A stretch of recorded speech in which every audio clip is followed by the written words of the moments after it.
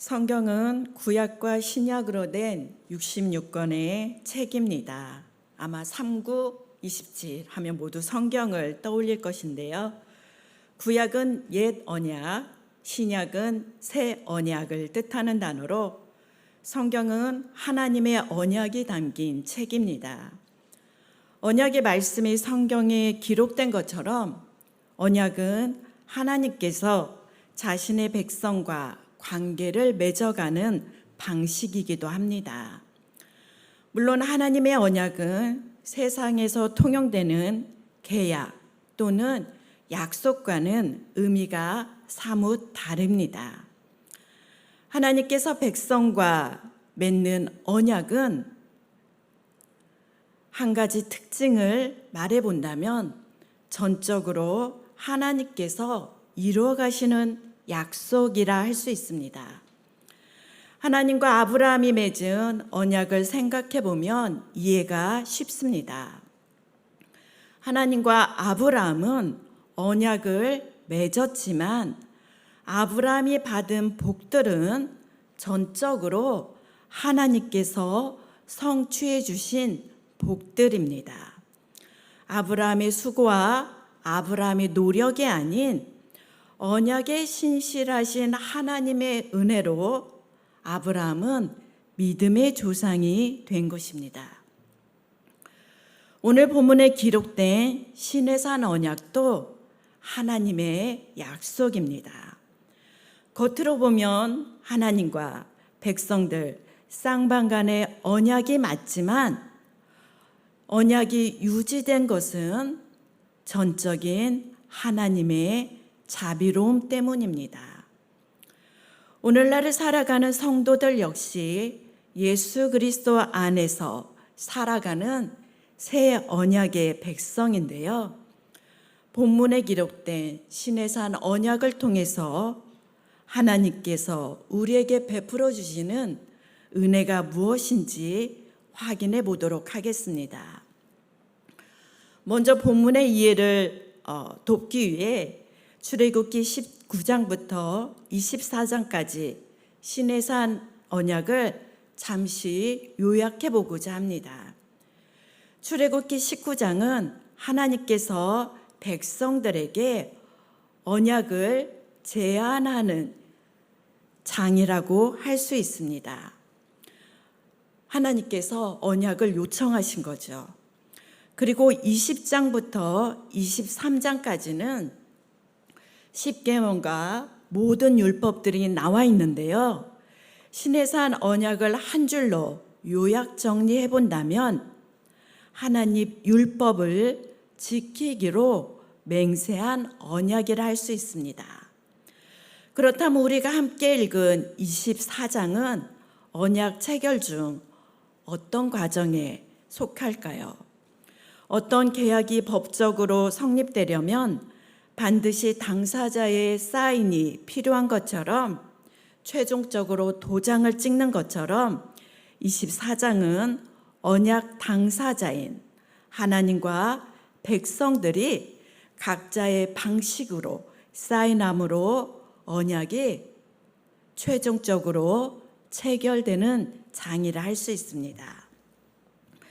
시내산 언약이 체결되는 과정이 1절에서 11절까지 자세하게 나와 있는데요.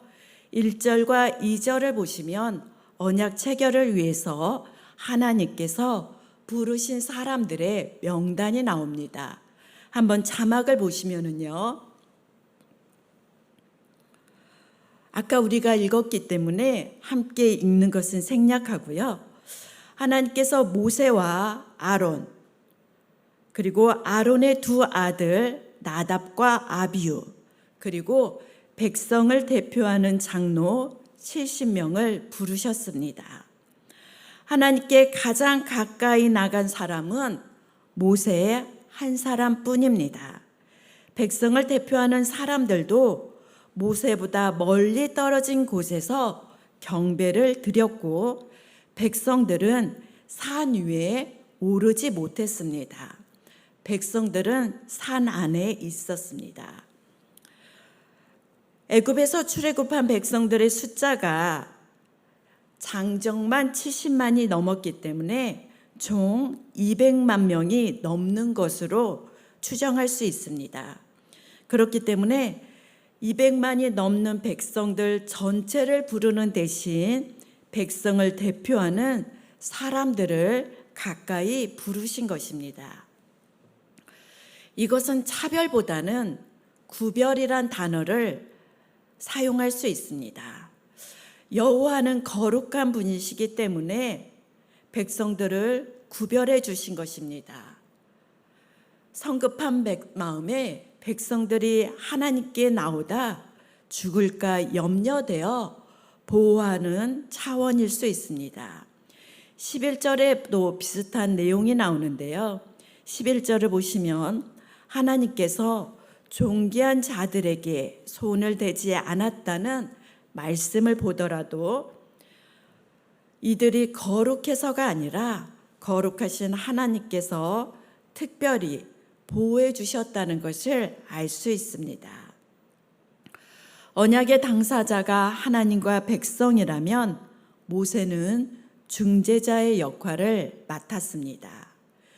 중재자 모세의 모습은 3절부터 나와 있는데요. 3절은 우리 함께 읽어보도록 하겠습니다. 3절입니다. 모세가 와서 여호와의 모든 말씀과 그의 모든 율례를 백성에게 전하매 그들이 한 소리로 응답하여 이르되 여호와께서 말씀하신 모든 것을 우리가 준행하리다.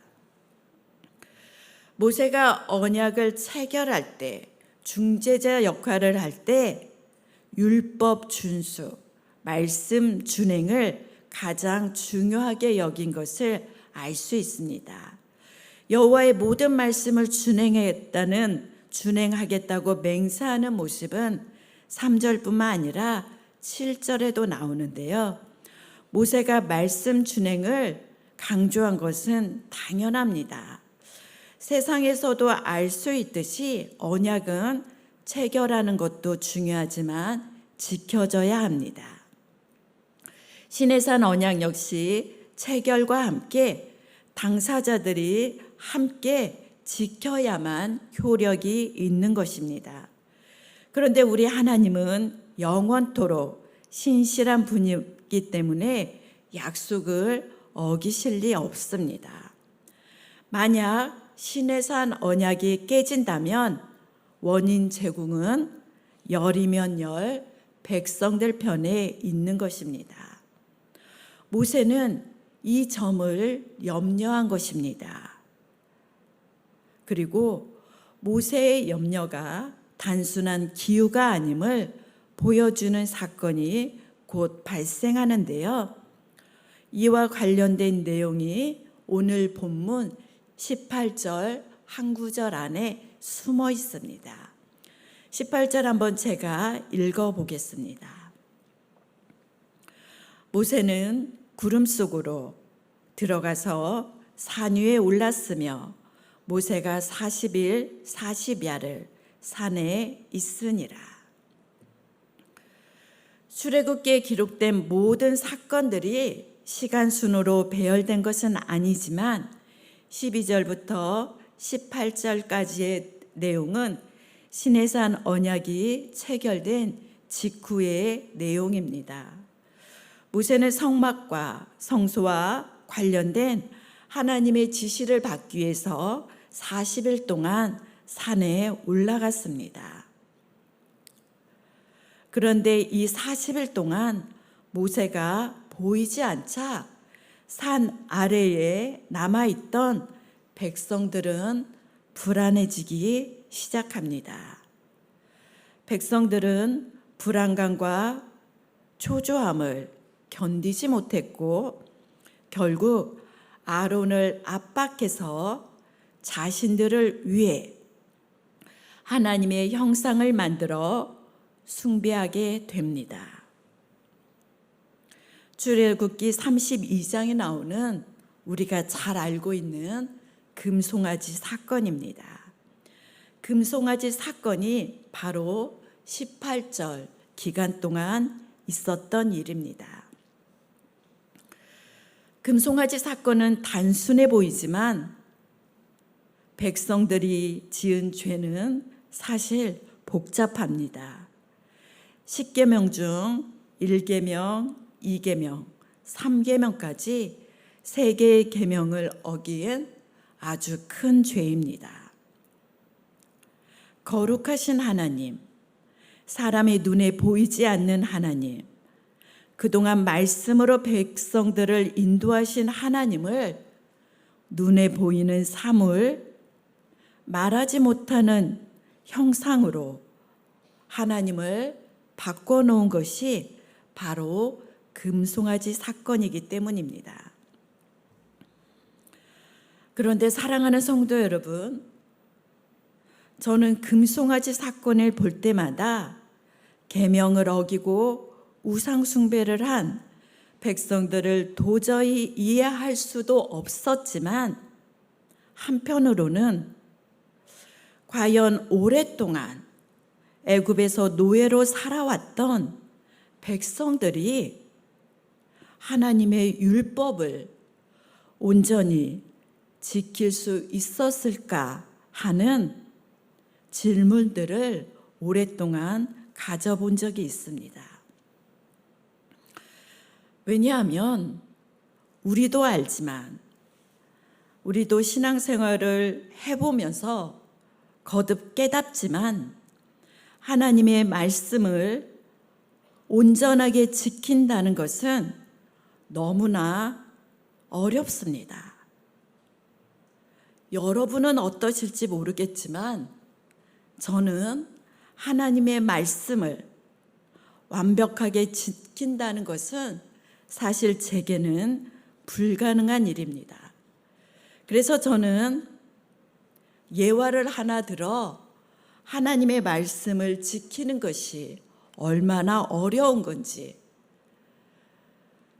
출애굽한 이스라엘 백성들에게 율법이 얼마나 무겁게 다가왔는지 예화 하나를 들어서 설명해 보겠습니다. 어느 날 10살 먹은 아이가 닭 한 마리를 키우기 시작합니다. 닭을 키울 때 재미를 느낀 아이는 이제는 닭이 알을 낳을 수 있도록 정성을 다해 키웁니다. 마침내 닭이 알을 낳았습니다. 그런데 아이가 크게 실망했습니다. 왜냐하면 아이의 생각보다 닭이 낳은 알이 너무나 작았기 때문입니다. 작은 달걀에 실망한 아이는 곧장 밖에 나가서 뭔가를 사왔습니다. 그리고 자신이 사온 것을 아이 앞에 꺼내놓았습니다. 그리고 아이가 닭에게 요구하기 시작합니다. 아이가 사온 것은 타조알이었는데요. 닭이 아이들한테 요구한 것은 이것입니다. 자, 이 큰 타조알을 좀 보고 노력을 해보자. 너도 노력해서 이렇게 큰 알을 한번 낳아보자고. 아이가 타조알을 꺼내놓고 아이에게 설명하고 더 나아가 요구하기 시작한 것입니다. 왜냐하면 아이는 닭이 낳은 알을 실망했기 때문입니다. 그런데 사랑하는 성도 여러분, 이것은 가능한 일이 결코 아닙니다. 왜냐하면 닭은 아무리 노력해도 타조알을 낳을 수 없기 때문입니다. 하나님께서 시내산에서 주는 율법 역시 백성들이 노력한다고 지킬 수 있었던 법 조항들은 사실 아니었습니다. 저와 여러분이 증명할 수 있지 않습니까? 그렇다면 하나님께서 율법을 주시고 언약까지 맺으신 이유가 무엇인지 참으로 궁금해집니다. 율법을 주신 하나님의 의도는 무엇일까요?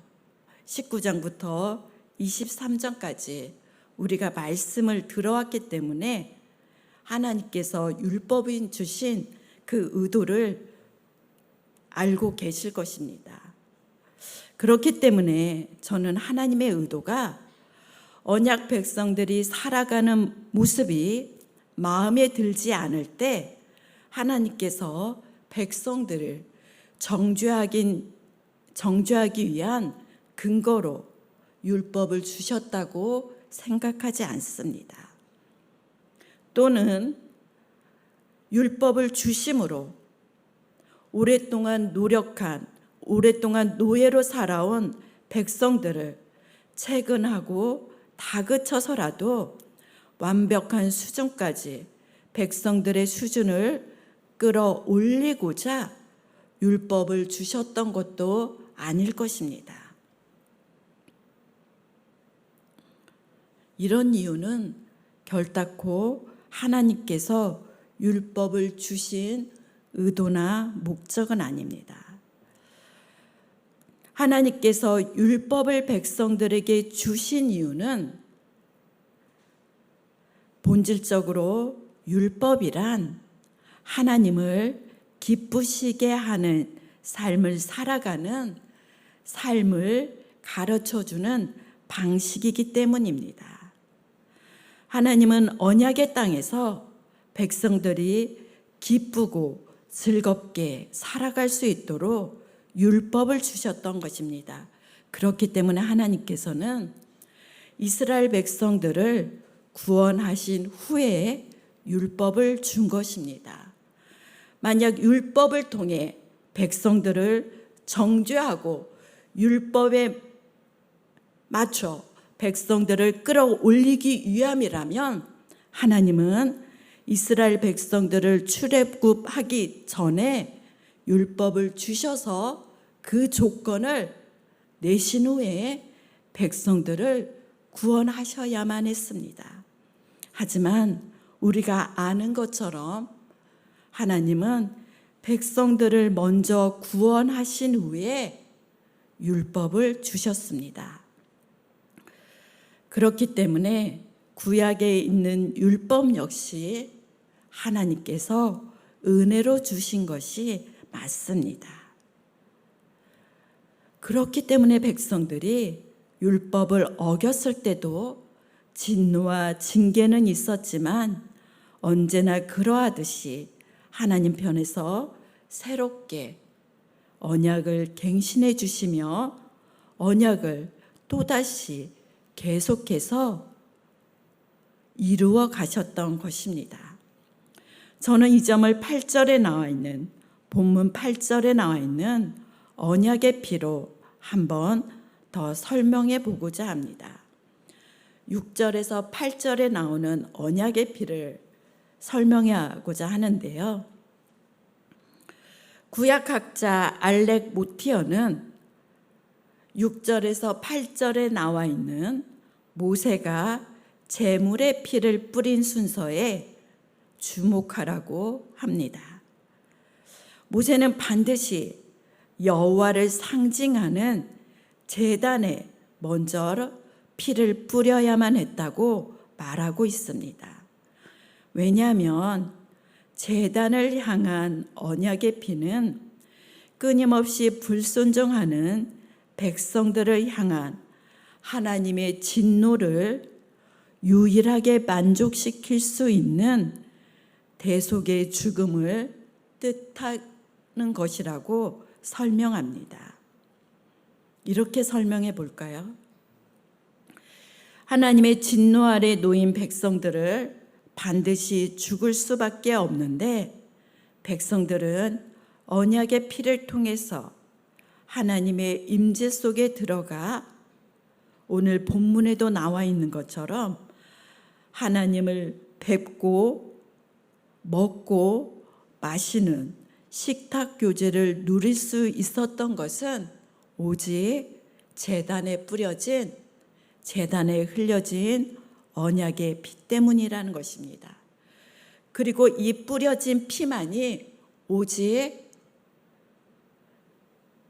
진노에 가득한 하나님을 만족시켜 줄 수 있다고 말하고 있습니다. 그렇다면 백성들에게 뿌려진 피는 어떤 의미가 있을까요? 알렉 모티어는 이 역시 백성들에게 피가 뿌려질 때도 하나님의 말씀에 순종하겠다는 응답을 한 후에 피가 뿌려졌다고 말하고 있습니다. 그렇기 때문에 백성들에게 뿌려진 피는 하나님께서 처음부터 백성들이 하나님의 율법을 지킬 수 없음을 아셨기 때문에 그와 같은 백성들의 모든 죄악을 덮어주는 언약의 피로 뿌려준 것입니다. 다르게 말하면 백성들의 죄악을 덮어주는 하나님의 은혜가 언약의 피에 임했던 것입니다. 그렇기 때문에 시내산 언약에 뿌려진 피는 우리를 구원해 주신 예수 그리스도가 흘리신 보혈을 예표한다고 말할 수 있습니다. 저와 여러분도 오늘날 살아가면서 하나님 앞에 끊임없이 죄들을 짓고 살아가지만 우리가 즉각적으로 징계받지 않고 죽지 않는 것은 예수가 흘리신 보혈 때문입니다. 사랑하는 성도 여러분, 이 시간 말씀을 맺고자 하는데요. 하나님과 언약을 맺었던 백성들은 이후에도 광야의 여정을 계속했고 여전히 원망과 불평의 삶을 살았습니다. 쉬지 않고 끊임없이 하나님을 배역하고 배신했는데요. 그럼에도 신기하게도 백성들은 40년 광야 여정을 거쳐 언약의 땅에 들어갔습니다. 백성들이 약속의 땅에 들어갔던 비결은 무엇입니까? 시내산 언약과 연결해 보면 말씀을 준행하겠다고 만장일치로 맹세한 언약 때문이 아닙니다. 율법을 잘 지켜서도 아닙니다. 시내산에서 하나님의 거룩한 영광을 보아서도 아닙니다. 백성들이 언약의 땅에 들어갈 수 있었던 것은 우리가 자주 이야기하지만 결코 지나치지 않는 하나님께서 백성들을 사랑하셨기 때문입니다. 백성들에게 선한 것이 있어서 사랑한 것이 아니라 하나님의 신실함으로 백성들을 사랑함으로 백성들을 향한 언약이 지켜졌기 때문입니다. 저와 여러분 역시 은혜의 시대에 살아가고 있지만 동일한 것입니다. 우리 역시 하나님 앞에서 내세울 선한 것이 어떠한 것도 우리 안에는 없습니다. 저와 여러분 하나님 앞에서 착각하며 살아가면 안 됩니다. 하지만 동시에 우리는 그리스도 예수의 피로 맺은 새 언약의 상속자들입니다. 언약의 피가 우리에게도 흥건히 적셔 있는 것입니다. 세상을 창조하시고 가장 부유하신 하나님이 그래서 우리의 아버지가 되십니다. 그렇기 때문에 하나님의 뜻대로 거룩한 부르심을 우리 역시 받았습니다. 그 어떠한 것도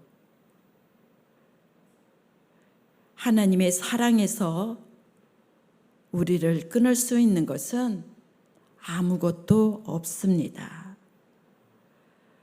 예수 안에서 하나님께서 베풀어 주시는 은혜가 우리에게 임했기 때문입니다.